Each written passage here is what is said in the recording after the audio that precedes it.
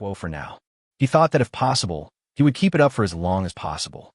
He likes Helen very much now, and he can also feel that Helen likes him very much too. Two people who like each other should stay together for a long time. She said she would allow him to leave, though it was probably just a forced smile and not her true feeling. He doesn't want to leave, at least not now. So let's pray to God. I hope Miss Helen will never reveal the side of her that forced him to leave. He also often took care of Winnie. This woman's desires were terrifyingly great. Perseus's daily time was completely consumed by various girls, and the little he had left for her seemed to be far from enough for her. But there was nothing she could do but ask her to be patient. She was very obedient and endured it, and she was actually quite excited about it. Perseus understood the principle that it is better to guide than to block. If pressure is not released, it will only accumulate until the container can no longer bear it, harming both himself and others. He didn't want to suffer any consequences. Now that he was on this pirate ship, in order to keep his life running smoothly, he had to arrange a day to give her a big surprise. It was this promise that kept Winnie quiet. Otherwise, she would never have been so well behaved. She really is a troublesome woman. The situation was much worse in Ivais's case. He lost his chance to kiss her again, and was back to the unbearable situation of being able to sleep with her but not touch her. The only saving grace was that he didn't have to go back to the ceiling. She might be angry that he stayed overnight at Helen's house that night, or she might be worried about her mother and sister.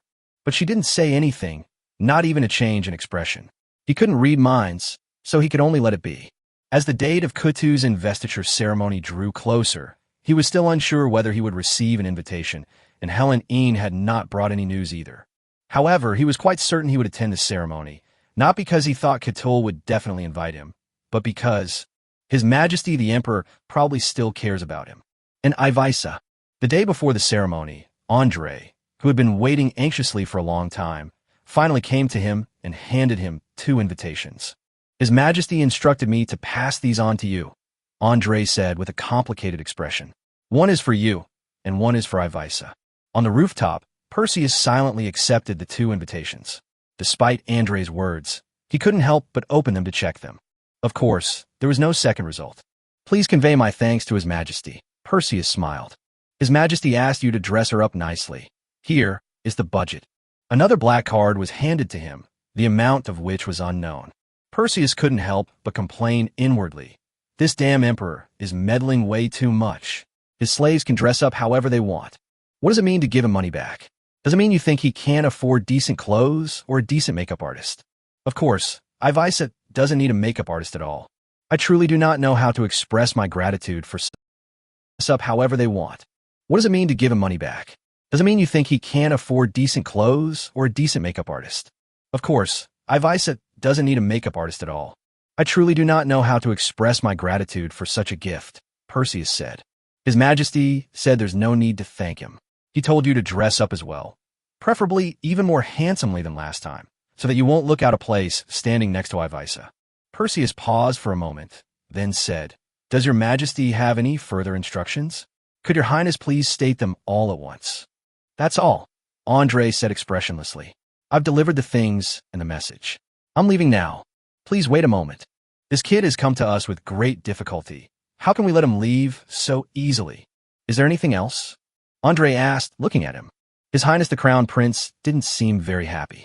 He probably felt that the Emperor's permission for him and Ivaisa to attend the ceremony together meant that he wanted everyone present to know that Ivaisa was his property and that no one could take her away. His Highness the Crown Prince himself, of course, could not possibly go against the will of his Emperor father. Your Highness, which noble lady will you be attending with tomorrow? He insisted on going for the ultimate move right up to their face. Andre's brow furrowed instantly. This has nothing to do with you, daughter of the Duchess of Vanelsey. His Highness the Crown Prince was indeed angry, but only half angry. Andre would never have invited Lovia on his own initiative, since he wouldn't even call her by her name. So this was clearly another arrangement by the Emperor. I don't know what kind of performance art the Dog Emperor is planning to do this time, but I know Lovia will definitely be ecstatic. Miss Lovia? Perseus's eyes lit up. Yeah, so what? Andre didn't seem interested in discussing the matter, but he still didn't seem inclined to leave immediately. Actually, I have a little secret about Miss Lovia that I can't help but tell your Highness, Perseus said shyly. What secret? Andre still wasn't interested. That's really giving me face. Miss Lovia is the one I love. Perseus's gaze was frank. Andre was taken aback. Don't you already have Ivisa?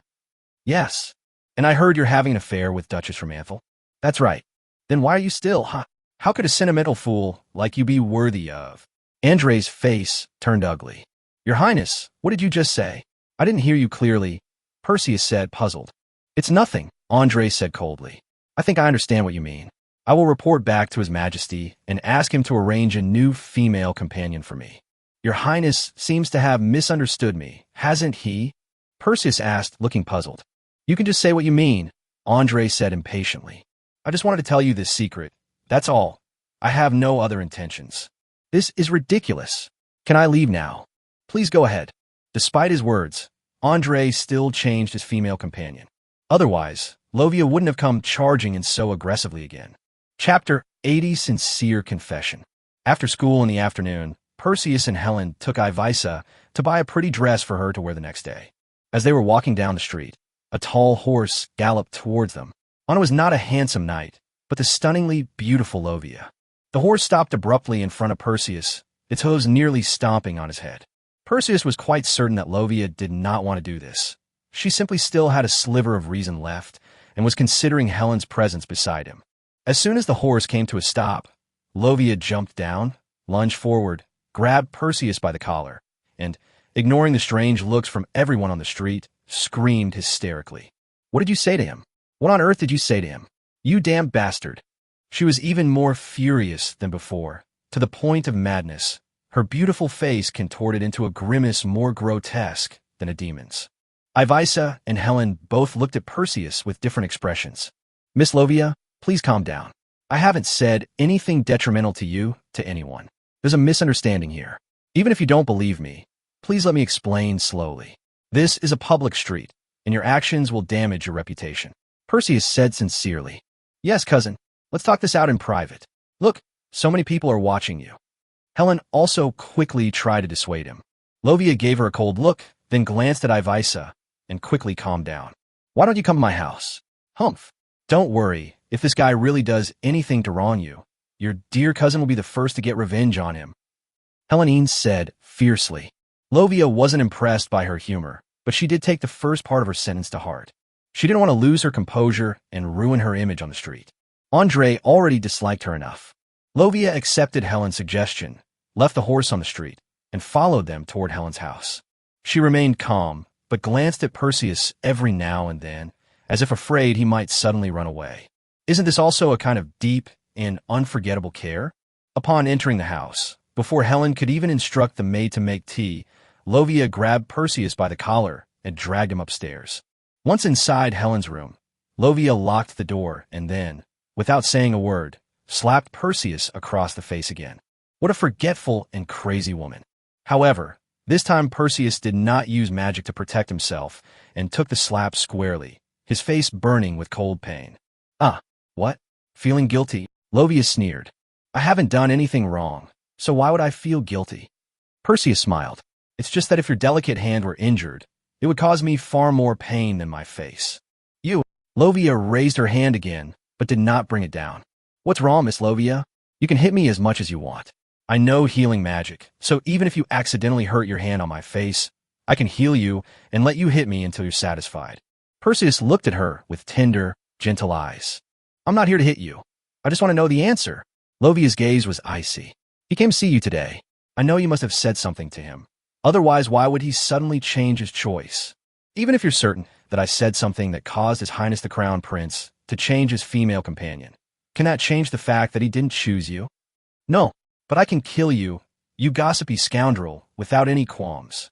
Oh, that puts my mind at ease. I didn't spread rumors. Perseus looked intently at Lovia's icy face. You think that because I told His Highness the Crown Prince about your feelings for him, he became resistant to you? Lovia remained silent. If that's really what you think, then I feel sorry for you, Perseus sighed. You should be sure of one thing. No man would ever consider it a disgrace to learn that you have fallen in love with him. Even when death is imminent, they still need to use sweet words. Isn't that the truth? Perseus shrugged. I don't care if it's true or not. I only care about him. Lovia said coldly. That's a really touching sentiment, Perseus said. I swear to God I didn't say anything like that. but I did say other things about you. What? I told him, you are the one I love. Lovia slapped her again. Miss Lovia, I'm telling the truth. Perseus covered his face, looking pitiful. Whatever. It's a disgrace to me anyway. Lovia frowned in disgust. You really showed me no mercy. I really missed the afternoon of the selection ball, when you took me to buy clothes and even taught me to dance. I had forced myself to forget about that incident, even if you hadn't mentioned it. I must have been out of my mind to do that. You deserve to see your idiot second brother give you a good beating. All right, you reminded me. You also rescued me from my second brother's clutches. Stop saying such disgusting things. Lovia yelled.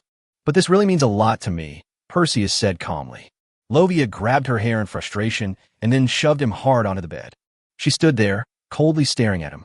I don't care whether what you say is true or false. Just like I don't care about you, because in my eyes you're a despicable and shameless scoundrel. You enjoy inflicting pain on others nonchalantly, then putting on a savior act. It's disgusting. I really want to kill you, so you can never wear that nauseating smile again. But I can't kill you, because Helen loves you. So, in consideration of sparing your worthless life, I hope you will cherish her feelings and not have any improper thoughts about other women, especially me. I am a woman you can never have. You have no idea how much I despise you. Even if Andre doesn't like me, I'd rather marry a beggar than look at you. Just give up on that idea. After she finished speaking, she was about to walk out of the room. Miss Lovia, Perseus called out to her. Lovia stopped, but didn't look over. Perseus shifted to a more comfortable position on the bed and smiled calmly. Believe me, I want you to have your wish fulfilled more than anyone else, to become His Highness the Crown Prince's rightful wife, because I love you more than any other man. More than possessing you, I want you to be happy. You can continue to pursue the happiness you desire, even if you are inevitably battered and bruised. Since this is your choice, I can only choose to respect it. But if one day you really can't hold on anymore, if you're disheartened and have nowhere else to turn, you're welcome to come back to me anytime. I can also give you happiness, although it may not be the kind of happiness you want most, but it is still happiness, and it will be better than endless sadness and pain. Are you done? Lovia asked coldly. Miss Lovia, I love you, Perseus continued. Perseus Perrin, may you get to hell soon. She eventually left. Perseus rolled around on the bed, laughing hysterically without making a sound. Chapter 81, The Shelved Proposal.